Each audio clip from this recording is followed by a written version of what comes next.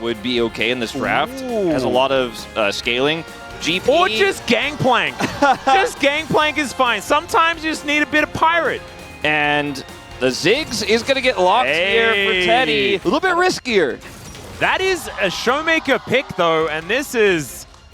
I mean, I wouldn't want to play it into Talia. I'll tell you that much. That does not sound like a whole lot of fun. Akali does a lot of dashing around, and Talia does a whole lot of I don't want you to dash around. We'll just have to see where Lucid's going to get to on the map. Let's jump into the Rift, game 1. Glad you've got a bit of day off there, Valdez. I'm sure you're in chat or something like that. Let's grasp Gangplank with Jack of all trades. Demolish taken as well. So a lot of power in the sides if left alone. It's down here. That's going to whiff. Doing a great job of it so far as Rascal's getting pushed in. Lucid's up here. This is a big dive angle. Rascal down to 300 health, and that is a free demolish proc, and Rascal is zoned away from the wave. Yeah, there was nothing subtle about this gank, was there? It's like, you're walking away from the turret, actually. I'm just going to walk straight up to it. There are 2 people in your lane now. This composition, outside of the fact that it lacks physical damage a bit, which is not something we're used to saying all that much with the amount of double 80 carries we've been seeing, but set up. They do have a Gnar in the midst of it, though. Gangplank a little bit later on the rotation, but does have Cannon Barrage up and available. Double grubs going to be taken by DRX. Lucid might be able to get one, but there's a seismic shove onto Kellen.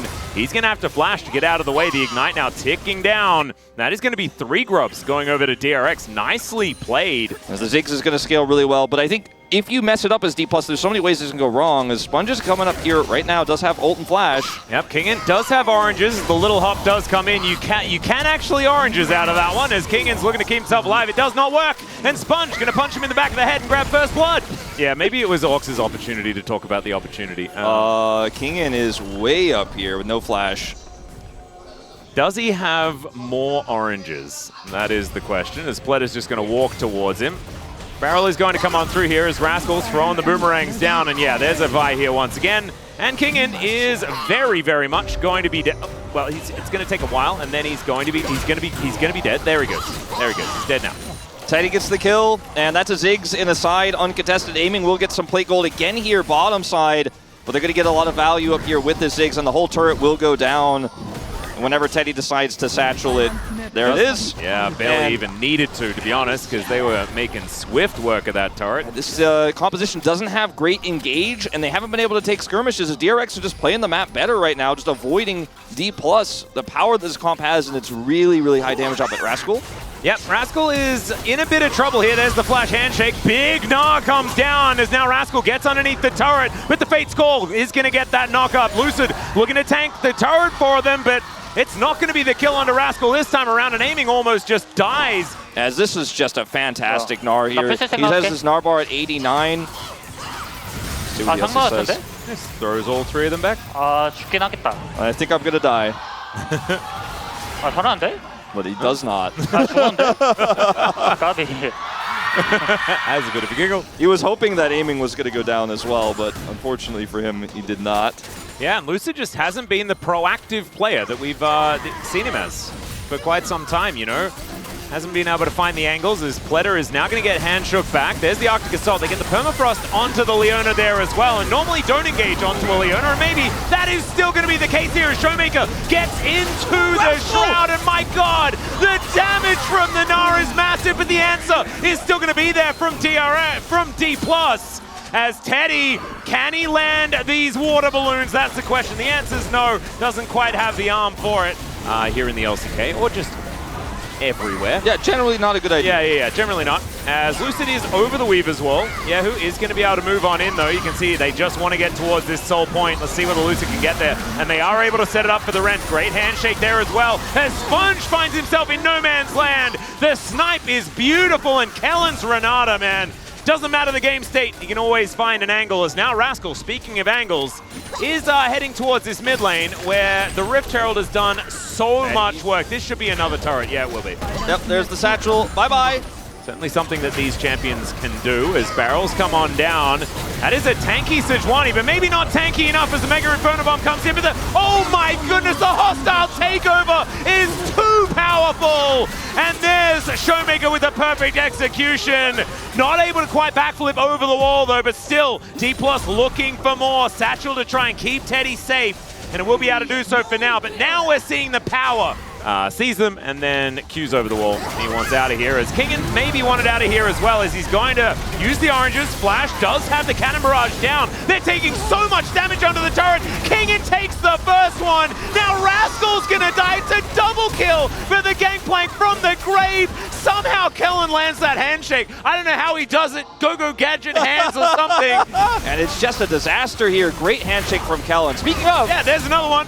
Pletter is gonna have to flash to get himself out of the way, as the barrel not quite in there, as maybe Kingen's overextended now, but the hostile takeover through the entire choke point, and Rascal can't do it this time. Yeah, who's gonna get knocked up? The Ren should be there, the Pierce certainly is, but the Mega Inferno Bomb is massive, and Teddy picks up a double. Cue the yakety sax. This game is going completely bananas. It definitely is. At the end of the day, though, you could see the power of Dplus just sitting these chokes.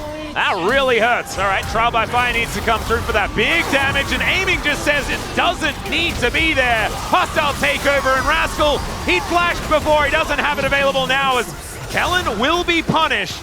But that is a 2-for-1, and yeah, Teddy might be fed, but they're just not fighting where he can do anything about it. Yeah, he's fighting in chokes only, Pleto. Oh, okay, Showmaker diving on in. That is the entire kitchen sink down on top of Showmaker, but he'll go into his shroud, and he might just be okay. The backflip over the wall, the Arctic Assault to do the same thing as Kingen. He is still looming in the brush, but doesn't find the barrel chain.